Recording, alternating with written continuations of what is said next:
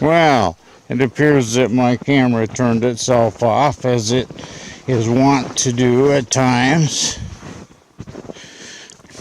Incidentally, let me get a plug in. Don't forget that my newest book, The Ultimate Shit Hits the Fan Survival Guide, is coming out. They pushed it back due to editorial problems, which I will not go into here, but suffice it to say that I was not happy. Anyway, it's been pushed back until July, which probably cost us an order at Target, but hey, c'est la vie. I am at the mercy of my publisher, because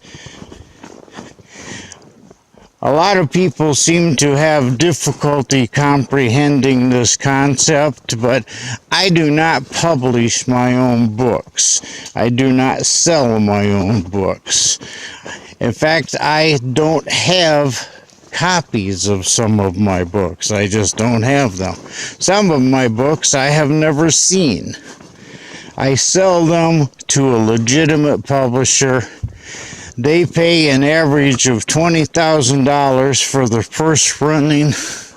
They market them, they advertise them, and they sell from Singapore and Malaysia to Finland and France. I have nothing to do with it. I think that is what is laughingly called legitimate publishing. I do not pay to have my books published, so therefore I have nothing to do with them. They are owned by the publisher. Loki, knock it off. He's a good boy. Actually, he and Cinder are buddies. These guys are friends. Loki, stop. Loki! Stop it. Jeez. As you can tell, they're very disobedient too. Why anybody in their right mind would elect to raise Siberian Huskies is beyond me. Although as a sled dog, you can't find a tougher dog. These are the toughest dogs ever bred. They're not fast, which is why they're not popular as racers. The dogs that do run the Iditarod, because dog sledding has become a sport, not much different than NASCAR, except for the mode of transportation. And that's it. It's a sport. That's all it is. So speed is everything, and they've come up with some just abominable dogs. Some of them are bred from whippets and hound dogs. They've tried everything to breed the perfect fast dog.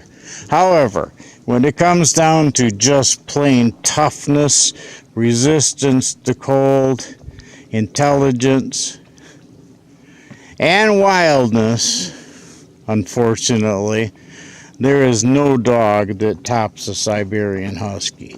These are the finest dogs in the world for my money, and I love them to death. Unfortunately, they are not obedient.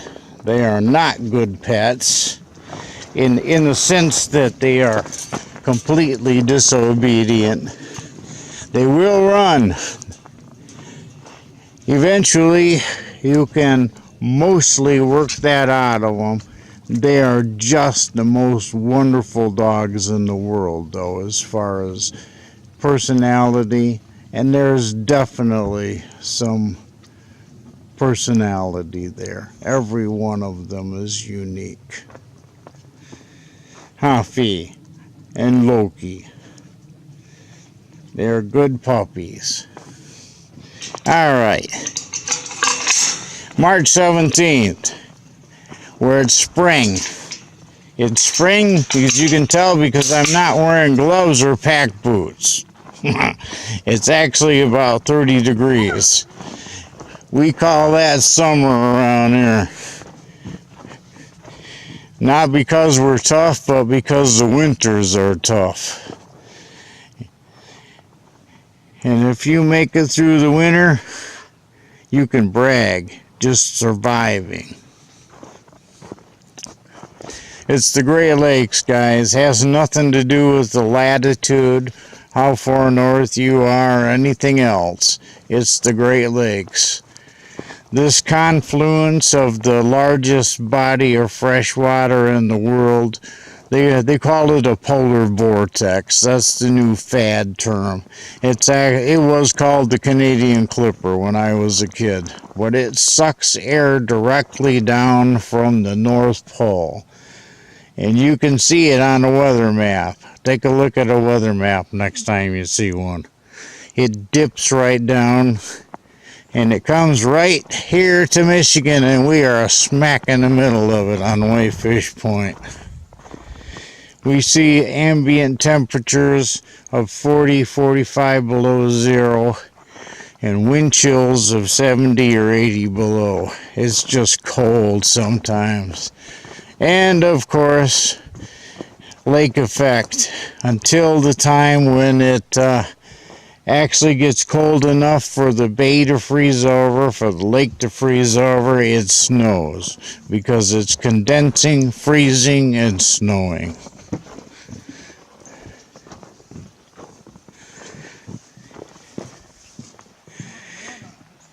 It is warm out here. By the way, there's 2 more buckets of chopped up meat in the fridge. So the old girl won't starve. You gotta love that truck. Like I said, it was such a good deal that you would be a fool not to have bought it. However, don't think for 1 minute that it's overrated, because it's certainly not overrated. It'll do everything that you think it would and then more.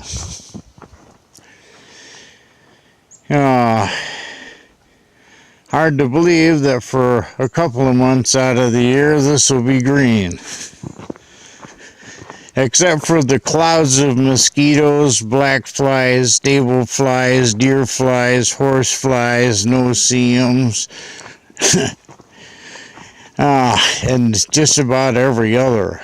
Oh, ticks. Don't forget the ticks. We have a lot of those. Fortunately for myself, ticks don't seem to like Len McDougall. I get them on me, but they drop off. For some reason, I'm toxic to them. However, they love Shan.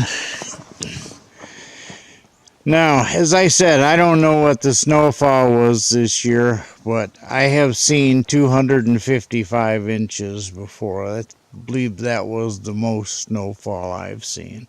The record is over 330 inches. But I know that I've had to shovel the barn roof off or it'll collapse a total of 5 times in the past.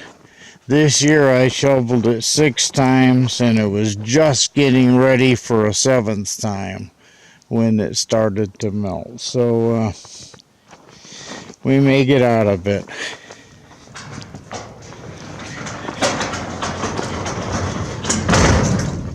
And with the finality of closing the barn door, I will close out this video.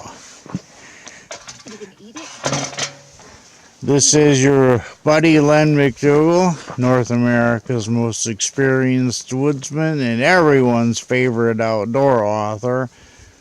Look for the upcoming Shit Hits the Fan, Ultimate Shit Hits the Fan Survival Guide, followed by the Edgemaster's Handbook. That will be coming along. Bye.